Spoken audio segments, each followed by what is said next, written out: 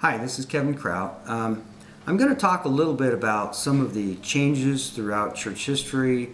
My father wrote a couple of books. One was called the 95 Thesis. This was a book that had to do with it was kind of like the history of Martin Luther, but also kind of a parallel to our church. 95 things that Dad found, changes that were very vital that had changed in our church. That's what Martin Luther did. He wanted to go back and show people, look, this is the changes that are happening. We need to go back to the old religion. That's kind of what Dad did. Actually, it was probably related to them. They were all from East Germany, and that's where my father was from as well, Huss and all those. But anyway, they got into that point where they started getting into the changes, getting into the things that were happening. And that's what his book, of 95 Thesis, is about. We'll introduce that another day. But the church and the gospel also does that. You know, the gospel is one way. It never changes, never done this. The church can change. It can vote in Mickey Mouse. It can vote in whoever they want. It's a liberating thing. We can vote in whatever we want to do. It may not be what the Lord wants, but, you know, they have that right. And so, anyway, a gentleman came in one day and he says, Ogden, if you could wave a magic wand and say, change church, and what would you change first? Would you bring back United Order? Would you bring back polygamy? Would you bring back, the gathering of Israel? What would you do? What would be the first things? And how would you set the church back in the pattern that it would be in?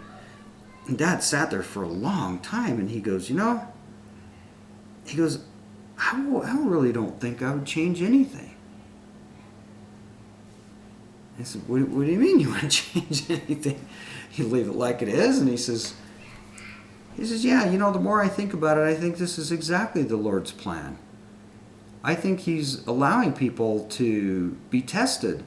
Heber C. Kimball made the quote, a test is coming. And, as a fundamentalist, looking at the inside church and what's happening, I see people all the time in the church, and, they don't have any opposition. They go to church and everybody pats them on the back. Oh, you're so good. You're wonderful. And, they go on in their way, and there's no test there. What's so testy about that? I don't know. And then, you try and be a fundamentalist, or you stick up for any of these beliefs, and, you're going to get, it's going to come down hard on you, people, your neighbors don't like you, people around you don't like you.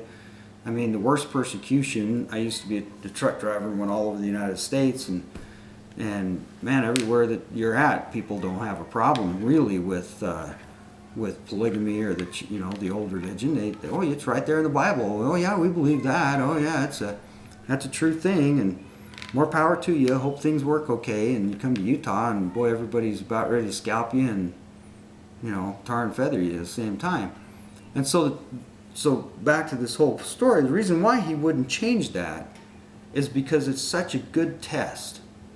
Because once you begin to believe in the old religion, the old teachings that Joseph Smith taught, and try and converge into that, even if you leave polygamy out, you just try and, okay, we're going to try and help each other, or we're going to live United Order, we're going to try this, we're going to try any of those old essential church gospel principles. Very difficult. It's very difficult to do that in our world today. So that's it. I think it's just the Lord's test.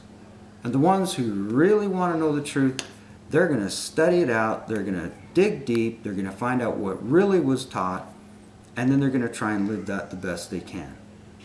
And so that's kind of how we see that.